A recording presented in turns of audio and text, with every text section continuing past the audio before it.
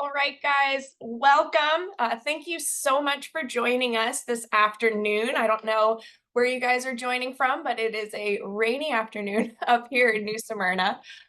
We definitely appreciate you guys being here. A little bit of housekeeping for today. My name is Jessie Wales. I am one of three community engagement coordinators with the Indian River Lagoon National Estuary Program. Today we are going to be hearing from Wendy Swindell, and she's with the Indian River County Conservation Lands Management, and we are going to be learning a lot more about our Lost Trees Island restoration project that's going on. You will notice that the chat has been disabled for today. However, if you have any questions, please feel free to ask them in the Q&A slot. We will make sure that they are answered at the end of the event. As you can see, we are doing a hybrid version today. So there are folks in the room down in Indian River County listening to this presentation. One last thing to note is that this presentation is going to have embedded videos in it. We will be sharing the sound. However, you may need to turn up the sound on your end to be able to hear it clearly. So just a heads up, you might need to toggle up that volume. And without further ado, we will get started. So Wendy, welcome. Well, thank you, Jessie. I appreciate that. My name is Wendy Swindell. I'm the Conservation Lands Manager with Indian River County, and we really appreciate being part of the council's What's New in the Watershed. With me today, I have Beth Powell, who is our department head for our Conservation, Parks, Recreation, and Conservation Department. And Beth has a long and storied tenure with the county, and she was actually the first conservation lands manager. So she brings a wealth of experience and knowledge about this project to our restoration efforts. Oh my goodness. Also with us is Ashley Langwood. Ashley is our conservation lands program coordinator. And Ashley has been helping a lot with coordinating with our plant contractors and doing the actual installation, maintenance, and monitoring. So without further ado, we are going to give you some information about our project, and we would love to have some dialogue at the end and answer any questions you might have, and we really appreciate you listening in. So for those of you that don't know too much about Lost Tree Islands, the conservation area is located approximately 1 mile north of the State Road 60 causeway. You can see the little red star on the map here. It is located in the central IRL within an aquatic preserve, so we certainly have considerations with respect to water quality and habitat and all of those typical variables that we look for in lagoon-related projects. A little bit of a closer zoom into the actual configuration of the conservation area. The southwest portion is composed of what we call the outer islands. You can see they are Ermine Island, and Hawkshead Island and Duckhead Island, and I presented the acreage of all of those on the screen, and that's going to be the focus of our discussion today. Just to the north and east of the outer islands, we have what we refer to as our inner islands, and those are slated for some future restoration efforts. And just to the north of that, we have a portion of a mosquito impoundment, which includes an area that's locally referred to as McCullers Point. So we're about to take you on a little aerial view of the conservation area in general while I give you some background. So in the distance there, you can see the Barber Bridge, and then just beyond that, the 17th Street Bridge. And you're actually flying from north to south. Well, we'll be flying in a second here over, over Duckhead Island. A little bit of information, the conservation area itself was acquired in 2003. With cost share funding from Florida Communities Trust. Having a little bit of technical difficulty, but I'll continue giving some background. The conservation area was purchased at a price of a little over $15 million. Here we go, now it's flying. And once we complete the restoration of all of the Lost Tree Island conservation area, this will be the largest lagoon-based restoration project that the county has undertaken. So as we fly from north to south over Duckhead, you can actually see the dead Australian pine and the zones of restoration that we've undertaken that we're going to show you a little bit closer later on in our presentation. And as I mentioned, we encourage you to ask a lot of questions. Off to the right, you can see a boat cruising down the intercoastal waterway for a point of reference as to where we are. And a little bit further information, this conservation area has over 5 miles of shoreline. So we certainly have a lot of opportunities here for ecological restoration, but also public amenities and recreation. And we're really looking forward to maximizing both of those. There were some existing improvements on Urban Island. There is a dock there on the east side, and there are 2 picnic pavilions. In conjunction with that, in 2006 and 2007, the county received a coastals grant from the Fish and Wildlife Service to do some mangrove enhancements. So now we're at the southern end of Duck Head, and we're getting ready to make a bend towards the east. And we're going to fly you a little bit over Hogshead Island, which is the other island just adjacent to this one. In addition to the coastal grants that was completed, there were several mitigation projects that were completed on Ermine Island and Duckhead Island. We're going to give you a little bit of background on those because they did influence our design that we ultimately completed in 2020. So this is a little cove on Hogshead that we're flying over. It gives you a great different perspective because normally we boat down the intercoastal and we see all of the areas from afar, but you really can never see just how dense and thick this vegetation is. And Hogshead in particular is really flat, and we'll talk a little bit about how that influenced our design. So in 2019, we did receive a grant from the National Estuary Program to complete a restoration plan for all 3 of these islands, and we're getting ready in a few minutes to show you that plan and describe the work that's been done, which you can see portions of this as we cruise on to Ermine Island. And with that, we want to give you a little bit more background in particular. Next slide. When we begin these restoration projects, our focus is to look at a very big picture initially. We want to capture all of those principles and goals that'll make our project the best possible effort that we can do given this really special resource that we're dealing with. So I cobbled these bullet points from an EPA document that I found, and the darker highlighted ones are sort of broad-based goals that would be more on a federal level. Even though this says these are for wetland restoration, I do feel that by default, most of these also apply to upland restoration. And then with the next slide, I'm going to show you that we carry that to a more local level. So the NEP has their vital signs that they have for action plans to improve the quality of the Indian River Lagoon. And what we did was we pulled out those vital signs that we feel are very applicable to our Lost Tree Island restoration project. So you can see these range from biodiversity to obviously seagrasses are a huge focus right now, spoil islands and wetlands. All of these action plans are critical to the success of improving the conditions in the lagoon. And at the very bottom, we talk about climate ready estuaries. That's something that we're going to talk a little bit later in the program that really is important for our plan. So I wanted to bring up a slide that I always find is really interesting is, are we really restoring?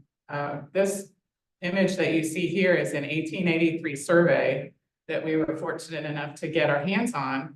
And you can see that the Lost Tree Islands are natural islands because their configuration even back then was very similar to what we have today. And then you look at the depths of the water in the lagoon and you can see clearly that in lieu of not having the connection with the inlet, this was, more often than not a freshwater system. And then when that inlet blew out periodically with storms, certainly some areas would get a lot more estuarine, but you can see a lot of the area to the west was likely really grassy high marsh areas and the islands themselves. So I always just find this interesting to kind of guide how you want to look at whether or not you're really restoring an area, or you really enhancing that habitat to maximize what you want to have for current conditions. One of the tools that I generally look towards when I start a restoration project is historic imagery, in as much as I do think that although we can't take away all of the conditions that have transpired since these images were taken, it really is nice to get a view of what was there, and sometimes that'll give you some great insight into how you can really look to an area, how it's changed over time. So these images are really interesting to me, and if you look at 1945 and then move to 1951, it looks like the intercoastal is actually on the east side of the islands. And then in 1970, they moved it to the west side. And I call it Pangea because that area where Lost Tree has sort of lost its geometry, but then we're gonna flip to the next slide and you're gonna see that it's 1974. The configuration is back to where it was. And I included slides up through 2011 because you can slowly see when all of the invasive species began to come into play, in particular the Australian pine and the pepper. And then in the very last image, you can see the northern tips of the Duckhead Island, which is the one on the left at the bottom. It sort of has a pointy tip, and then Ermine Island, which is just to the north and east of there. Those were early mitigation efforts that we're going to touch on in just a minute. Actually, we're going to touch on them right now. So this is a highlight of those two areas. The spot on the northeast tip of Ermine was a 7.5 acre area that was completed sometime between 2006 and 2009. And what I wanted to highlight in presenting this is that both of these projects were learning curves on developing our plan that the NEP helped us develop for the overall restoration of the conservation area. The Ermine Island restoration really was very basic. It was simply clearing exotics and letting that area, once it was regraded, come back to whatever plant communities recruited in. Now, the Duckhead project was completed a little bit later, and that was two projects totaling about 12.5 acres. And the learning curve that we had was we were able to construct a small berm along the perimeter that had some breaches in it. And by doing that, we were able to maintain a little bit more of a herbaceous wetland in the interior of Duckhead, whereas on Ermine, the area has since receded into more of a mangrove-dominated community, which, once again, we love mangroves. We certainly have plenty of them in Indian River County. But for this particular project, we're looking to maximize diversity, and we have a lot of mangroves on Lost Tree Island to begin with. So this is a video that shows you those two mitigation areas that I just mentioned. We are getting off the dock at Ermine Island. This island was named after our current county commissioner's grandfather. So as you move down the dock, you'll see that we have a lot of mangroves, some black mangroves and white mangroves in particular. And then we're heading towards a picnic pavilion. And when we view to the north, that whole entire area, when it was first restored, was really more of a Salicornia, stickless, herbaceous community. And now it's become predominantly covered by white mangroves, which by their adaptability, they seem to be able to colonize areas very easily. So here on Duckhead, there's a little bit of a difference because we're walking over the small berm that I mentioned that surrounds this area. And as you look into the interior of this particular mitigation area, you see more of the needle rush and stickless and those herbaceous plant communities that really add to the diversity of species. So this is the overall restoration plan that was funded by the NEP that we completed with the assistance of an engineer. We're going to go into the detail on each of the islands independently, but I wanted to at least mention some of our project goals when we look at Lost Tree Island, because we really won't get too many opportunities to have such an amazing site for a restoration project. I mentioned earlier the ecological vital signs, and certainly those are some guiding principles that we have to maximize those plans and improve conditions within the lagoon. But as a county government, we have to factor in other considerations like how expensive is this site going to be to maintain over time. So operating and maintenance costs are certainly a key consideration. And then adaptability. That goes into climate change, but it also goes into other aspects of things that from a mitigation or a restoration perspective, you have to have a plan that definitely will be able to be modified over time if you need to. Also for construction, we may not be able to afford to build all of these areas at one point. In fact, we're not, and we're going to show you some of the areas that we've started. And then public recreation, we have an obligation because of our Florida Communities Trust agreements that were used to purchase these conservation areas. We have an obligation to provide the public with recreation and education and all those wonderful amenities that come along with this type of project. Quickly mentioning the construction considerations, this is an island in the middle of the Indian River Lagoon. So just by nature of that, getting the equipment there to do any kind of maintenance or earthwork or invasive treatment is a huge consideration. You can't just get in your car and drive out here and make daily changes. You have to really plan ahead. We're going to talk a little bit about the clearing and the massive amount of biomass that you have to deal with and what do you do with that. The grading, we're going to mention the fact that this is an island, so we have to have a soil balance. We cannot bring fill in here, nor can we take fill out. So we have to carefully consider what plant communities we're going to create based on that criteria. And those plants that we select have to be adaptable, as I mentioned. We can't have things that aren't going to be able to tolerate changing conditions and storm surges and all of those variables.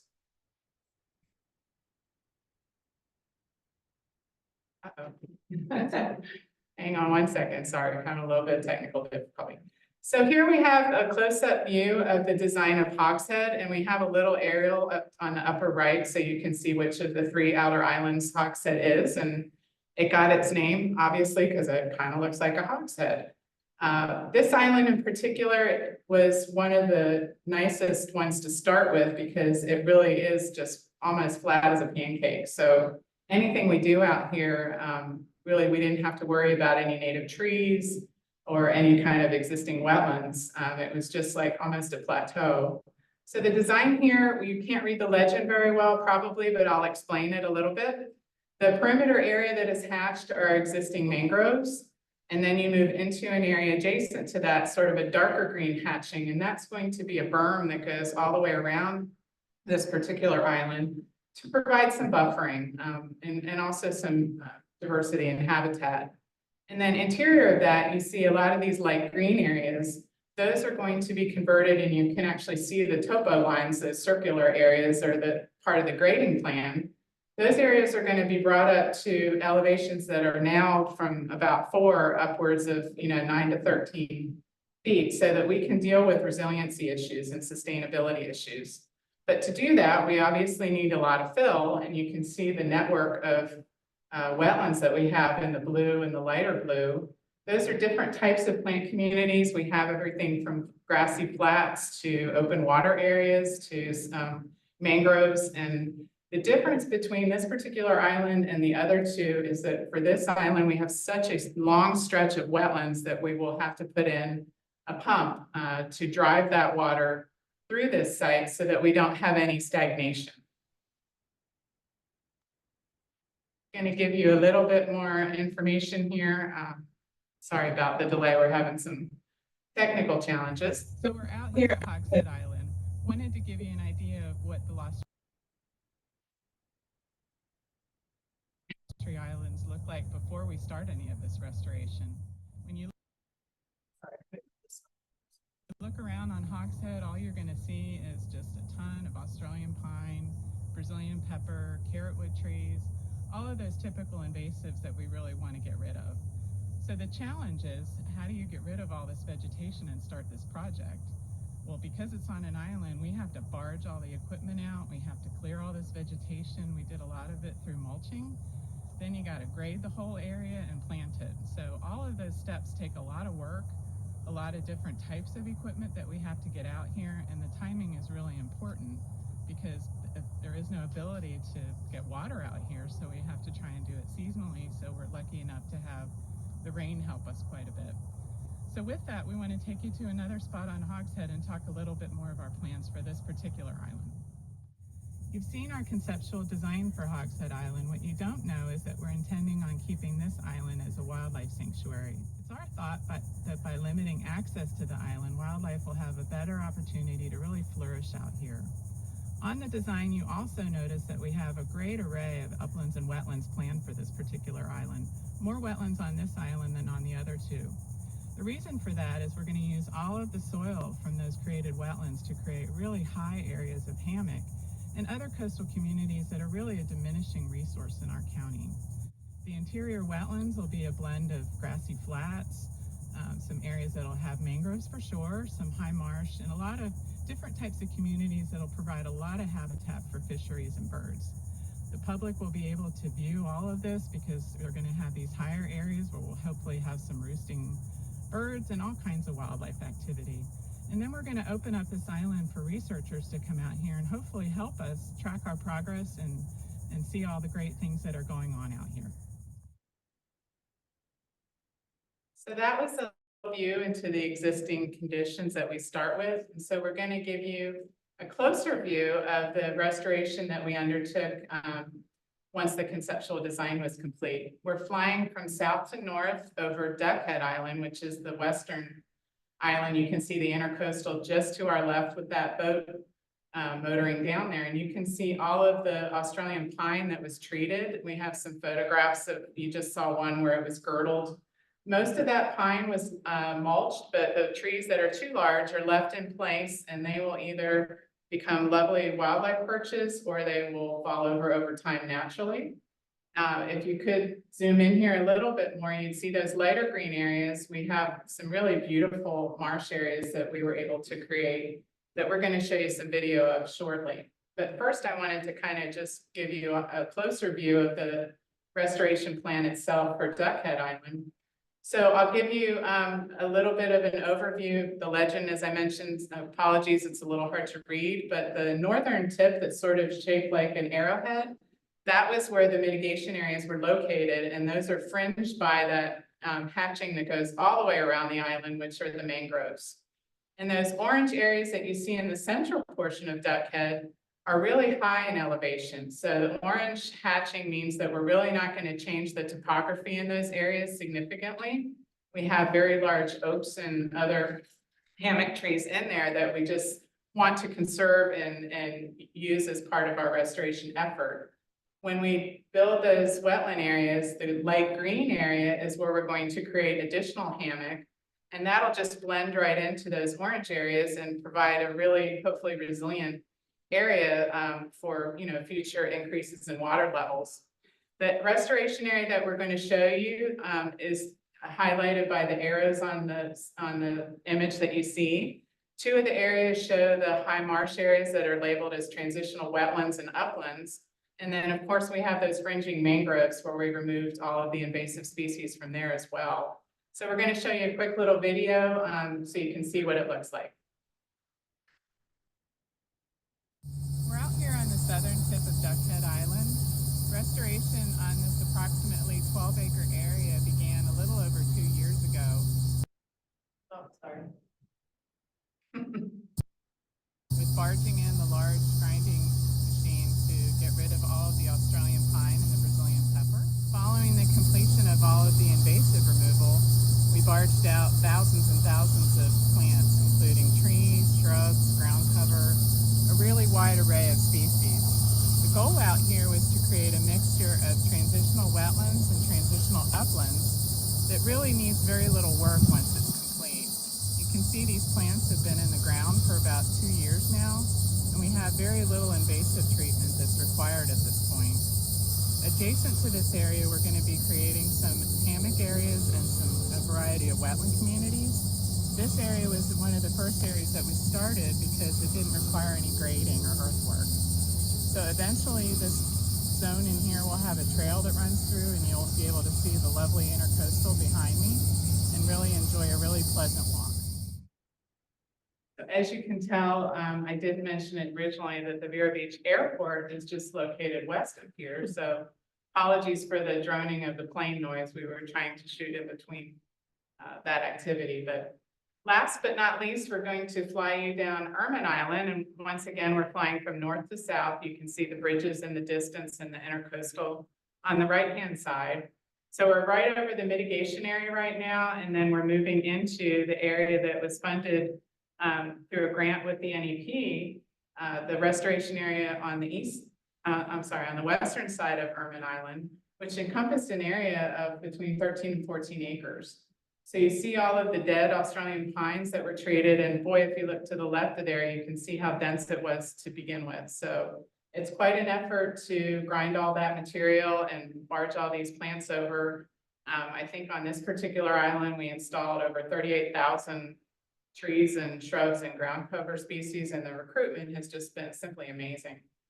So now we're coming towards the southern end of Ermine, and I was going to go through the design for this particular island. You can see the mitigation area, which is sort of on the upper right-hand corner of the schematic that you see. That's about a 7.5 acre area that, as I mentioned, is predominantly covered with mangroves at this point, which are providing some really great habitat.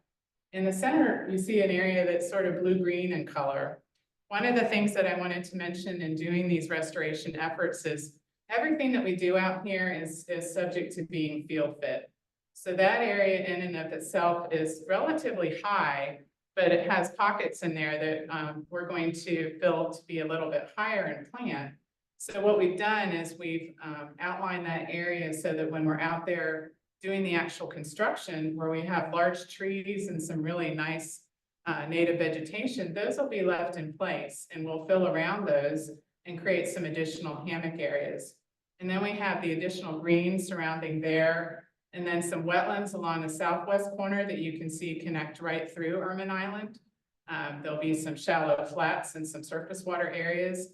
And then as you see on the legend, we have those transitional wetland and upland areas, and that was the grant that was funded with the NEP, was the restoration of those particular areas, including the removal of all of the invasive species that were in those mangroves. So apologies if this video is a little bit noisy, but we wanted to show you what it looked like. We're out here at Ermine Island. This 13.5-acre portion of our restoration is on the western side of the island, where the topography is just a little bit different than it is on Duckhead. We have elevations here where it's more suitable for planting shrubs and trees as opposed to a lot of the high marsh areas that we did on Duckhead. So this project was initiated about 18 months ago with funding assistance from the National Estuary Program, and we've really appreciated their support on this project. Initially, we brought in the machinery and got rid of the invasive pines and peppers. And then following that, we brought in an array of shrubs and trees and a really nice mixture of plants to give eventually what we're hoping to turn into some coastal hammock. We still do have some shoreline areas where we have the high marsh, and the mangroves have come back really nicely since the peppers and the pines were removed. As with the other islands, our intention is to have wetlands and uplands created just to the east of here. So eventually there'll be trails and boardwalks and a really nice mosaic of communities for the public to enjoy. So last but not least, we have a very important component of this project, which is the public's enjoyment of these areas. So we will have all kinds of amenities, from fishing to wildlife viewing to kayaking and boating,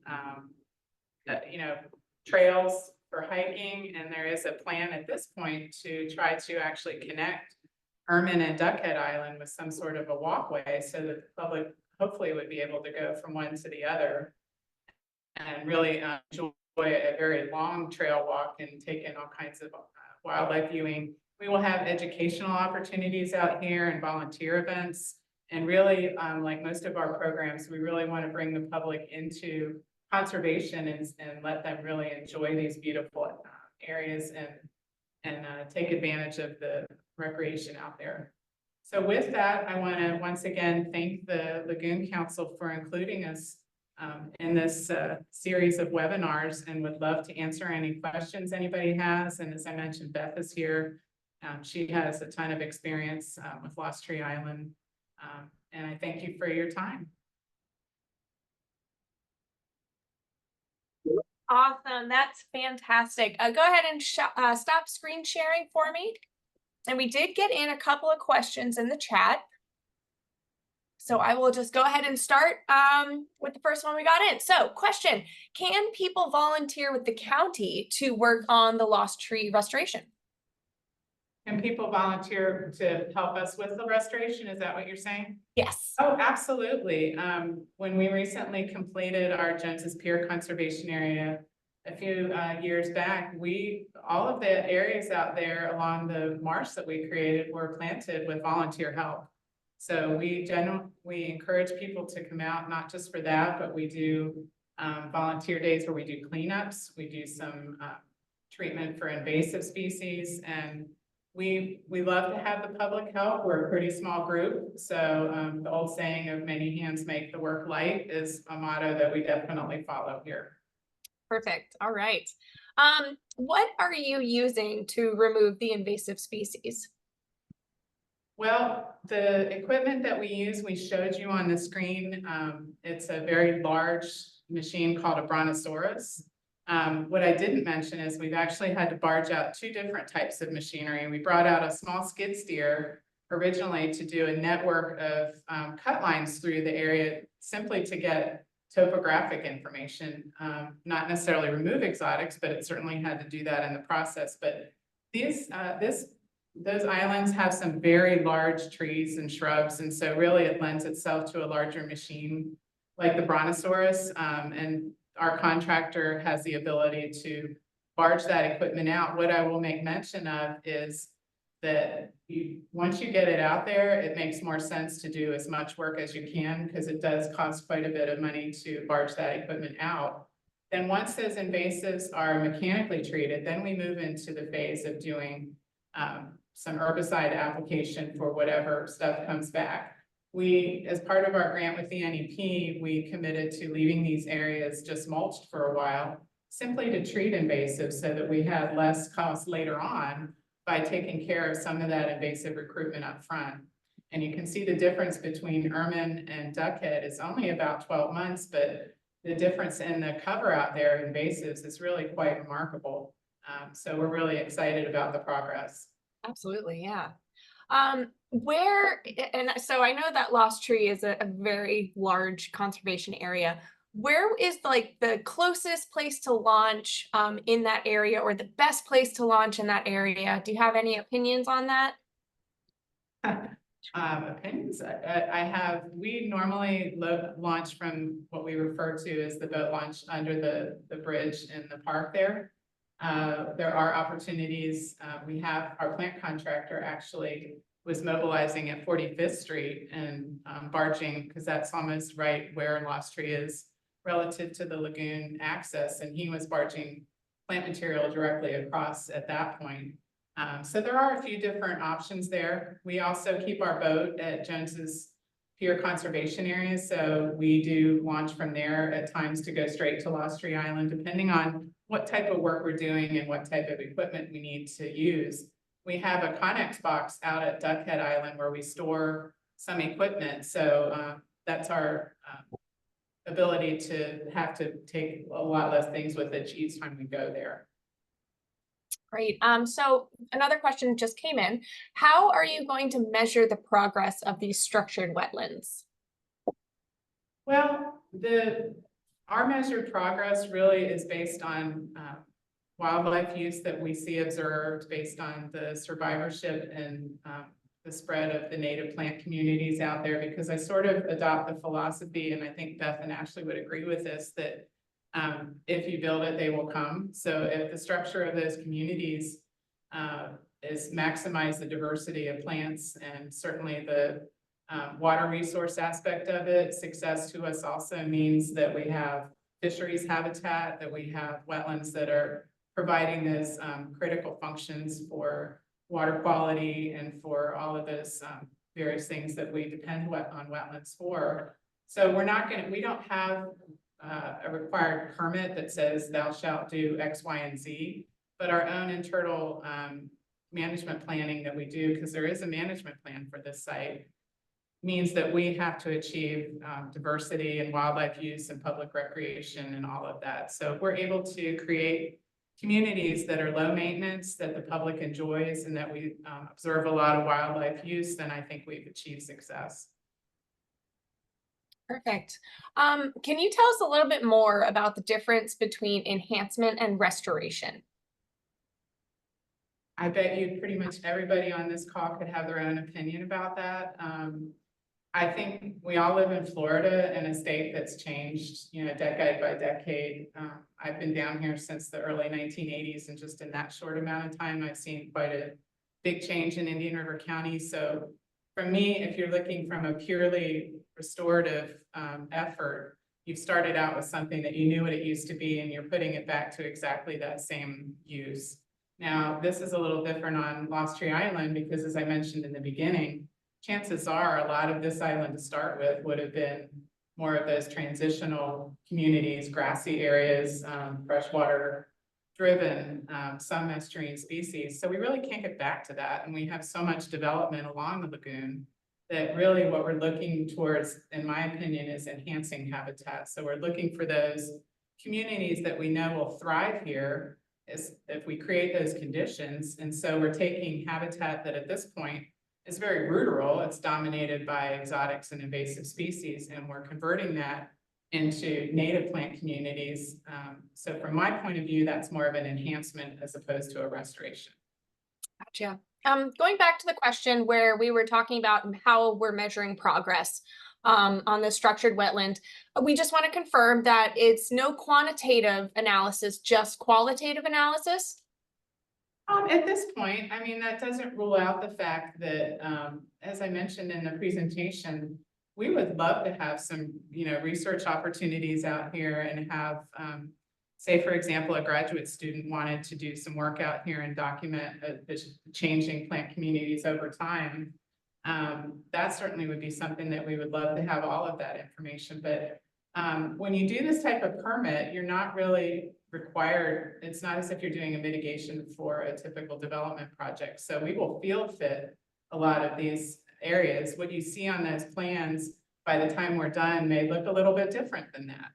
What we're doing right now is setting out our plans so that we can estimate costs and needs and timing. And one of our aspects of the grant that we did with the council was to make sure that this plan was able to be constructed in pieces if need be because of funding and grant opportunities and such. So that's why we started with these areas that didn't require any earthwork. Those are really easy to get going. And the beauty of that is that once you construct that, you've already got an area that's matured by the time you start your next zone. So to answer your question very wordily, apologize for that. It's not really a quantitative exercise. It's all about wildlife habitat and ecological benefit and public enjoyment. There's no set criteria that something has to be a certain way because nothing ever goes the way that you think it's going to go anyway. Right. Next question came in. Is there an estimated time as to when all of this should be completed? Well, I just touched on that. It's really depending on funding, and our board has been extremely supportive of all of our conservation efforts in this project in particular.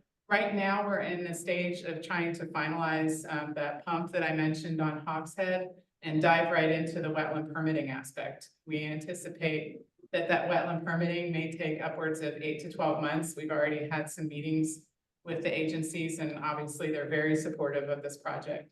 And then from that point on, we will go back to our county commission with a plan and a strategy for how we will move forward at that point. But the goal certainly would be to complete this restoration effort within the next 3 to 5 or so years, depending on grant funding, county funding, and a lot of other variables. Gotcha. Yeah. So a question came in: have cats or dogs been observed on the island and the river? I'm not sure if this is referring to pets on leashes or feral animals, but it is in regards to essentially, are these optimal for bird life? So That's a loaded question. in my 20-something years with the county on Boat Club Island, Praying Island, and the Lost Tree Islands, because we did manage 3 of those as parks back 20-something years ago, I did not experience, for instance, feral cat or feral dogs on islands, which I can see how that could potentially be a concern. We do allow leashed dogs in conservation areas.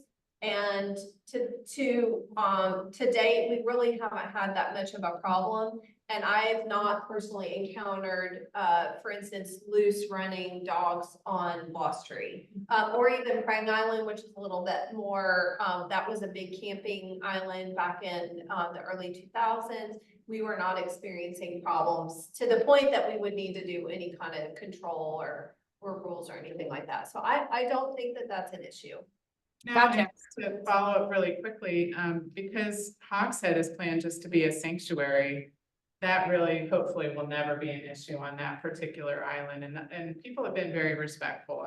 I agree with Beth that we really haven't noticed that as a big concern. That's great. Yes. So someone did comment that the IRL Aquatic Preserves had a cat that was abandoned on an island, but it was trapped and released.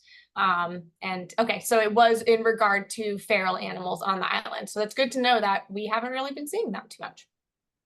We did see some feral hog activity, believe it or not. The little boogers are very adventuresome, but not nearly like you see on the mainland. So Yeah. I think they just use that as a last resort. Absolutely. What is the time frame for when a portion of the area will be open to the public, or are you only going to open it back up once everything is complete? Well, actually, the islands are open at this point. I mean, Herman Island, as I mentioned, has the dock and the picnic pavilions there, and people are certainly welcome to go and enjoy the areas that were restored and walk through really any parts of the islands. There aren't as many trails at this point, but hopefully we will focus on working on those islands that we do plan for public access as a priority so that we can open those up at a greater extent, hopefully, within the next couple years. All right, and we will end off with the last question, and I would like to hear from all three of you on this.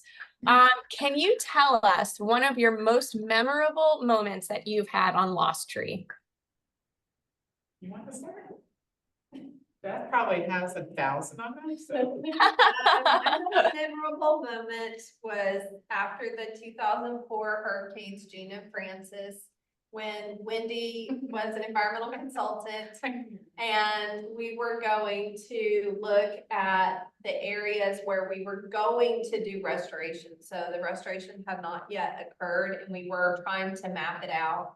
So it's in a day before, I'm not even sure we had cell phones, but we had blue LiDAR mapping and rudimentary Jeep Garmins that were nothing like what we have today.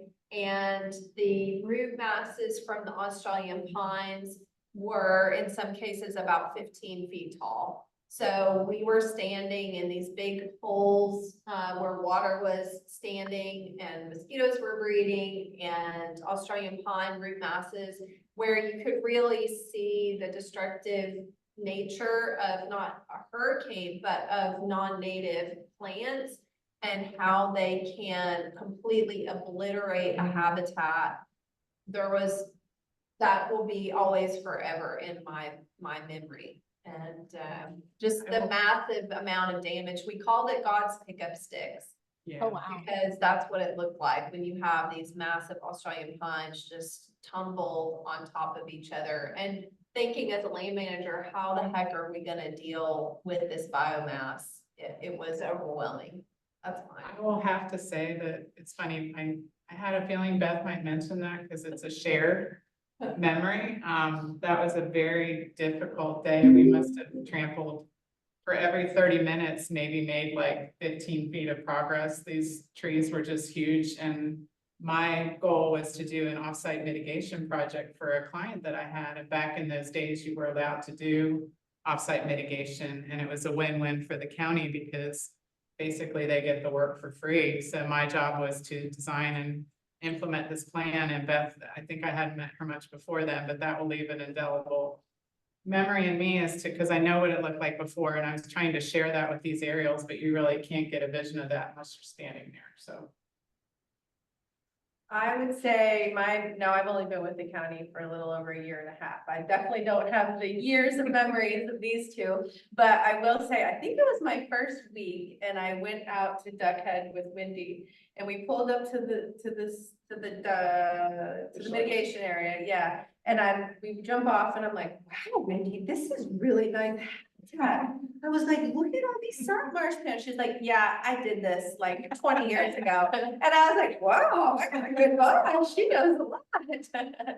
And as we moved south down the island, I was like, wow. I mean, we did see, there's still some invasives, but the habitat is just beautiful. There's large oak trees. And as you get further south, it turns into just a field of wild coffee under the oaks. And then we had planted a bunch of blanket flower and it's just absolutely beautiful. So you don't see too many islands in Indian River County that have that diversity. And I just am really proud to be part of this restoration project. And I really encourage people to stop and take a look and hike around because it's really beautiful. And it's not even done yet. It's going to be even nicer. Yes, thank you. That was a fantastic answer. So that is going to wrap up our webinar for today. Just a heads up that you will be receiving a survey from us at the end of this call. So if you could take a couple minutes and fill it out for us, it really helps us figure out what you guys want to learn more about in this webinar series. If you want to rewatch this webinar or share it with a friend, it'll be going up on our YouTube shortly later today. So please feel free to check that out. And lastly, if you have any questions about what you learned today, or you'd like to learn more about what the Indian River Lagoon National Estuary Program is doing to help restore the lagoon, please visit our website, onelagoon.org. And we will see you guys next month for our next webinar on what's up in the watershed. Thanks, guys. Have a great afternoon. Thank you. We didn't even.